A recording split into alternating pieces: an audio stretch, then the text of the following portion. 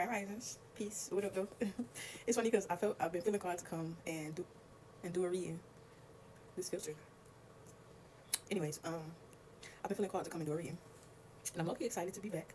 Because it's been a couple of months, but sometimes you just gotta let the energy kind of work itself out or fade out. Because you're trying to keep read for the same energy, you're gonna keep getting the same results, which is the definition of insanity, right? So it's interesting because when you first come on TikTok, will pick a sound or whatever, and the sound damn near sums up this reading, which is, I'm not gonna even say it's a coincidence because everything is connected. I'm gonna add the sound uh, later. Um, but basically, so the first card out, Eight of Cups. Look, she got her lashes on too. No, first card out, Eight of Cups, right? Um, Next card out, Ten of Swords. And even just starting with those two cards, because it's a similar energy. It's a similar energy. This to me feels like someone is leaving a situation, or um, yeah, I'm gonna just leave it at that. Leaving a situation that is mentally and emotionally draining. That's what this feels like to me. And I say that because Cups is about emotion and Swords is about mental. Eight of Cups is specifically about walking away, leaving something behind. Ten of Swords is the same thing, but mentally.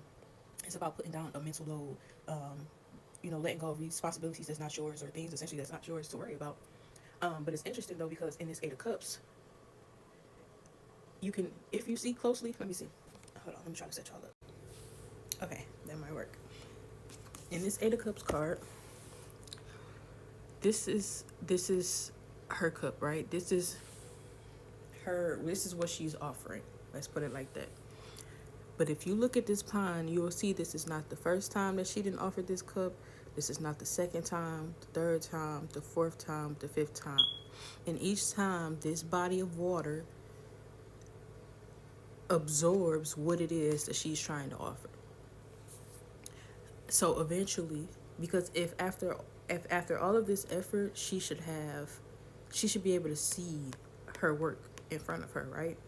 She should have more to show for this than just this bowl. So this to me feels like someone was pouring into a void, or pouring into something or someone that was just soaking it all up. You know what I mean? And this person, collective, is like, okay, instead of trying to get another cup, and trying it again, maybe I just need a whole new environment. These are two different environments. This is water. This is like a desert type of terrain or whatever.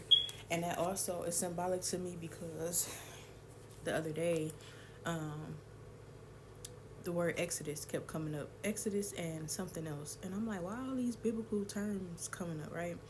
So I went to go Google what the book of Exodus was about and the meaning. And essentially it's about the exit of a large group of people.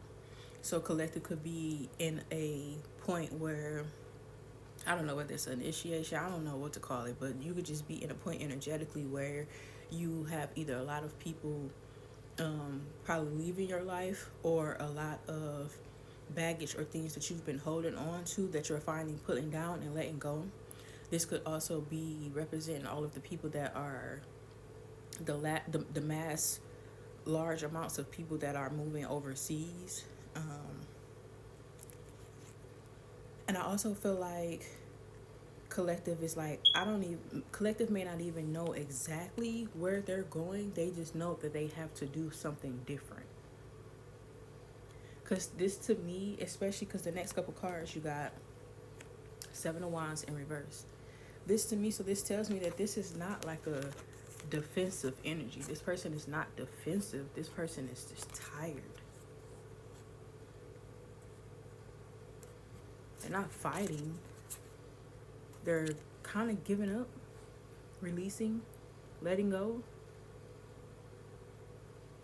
And it tells me like, I don't know exactly where I'm going. This person is allowing themselves to be divinely led out of a situation or predicament, relationship, whatever.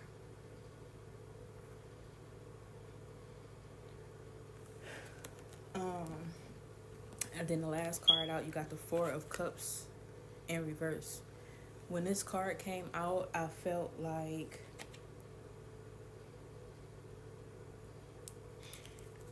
kind of like this similar energy of the Eight of Cups. Eight of Cups, Four of Cups.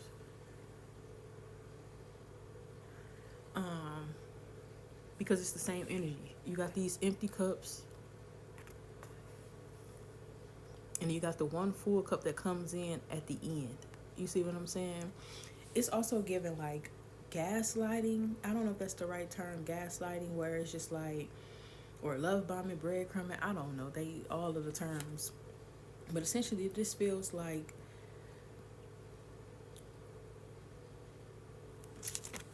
this energy of like, okay, it's not enough, not enough, not enough, not enough, not enough.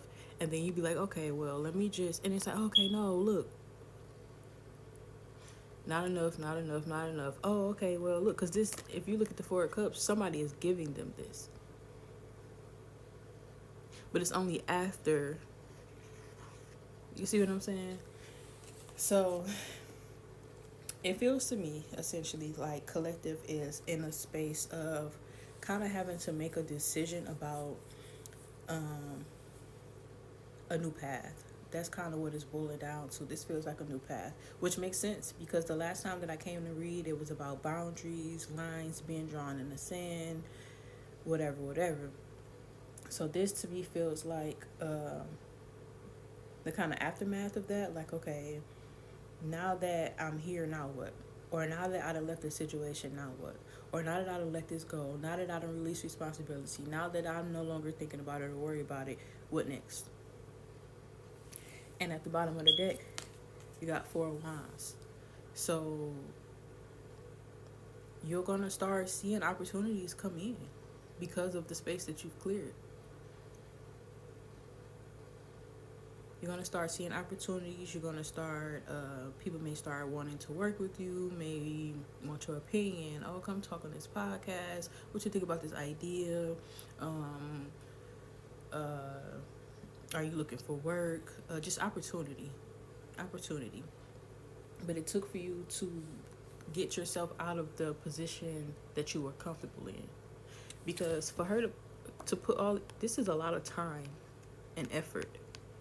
So this had to have become her comfort zone for that time being, right?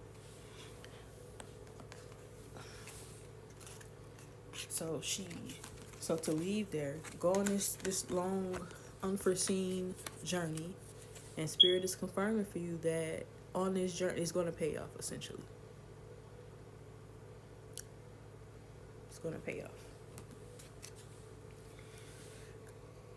You about to step into your winning season. You are still here. I forgot I was supposed to have this on. God will humble you before he elevates you.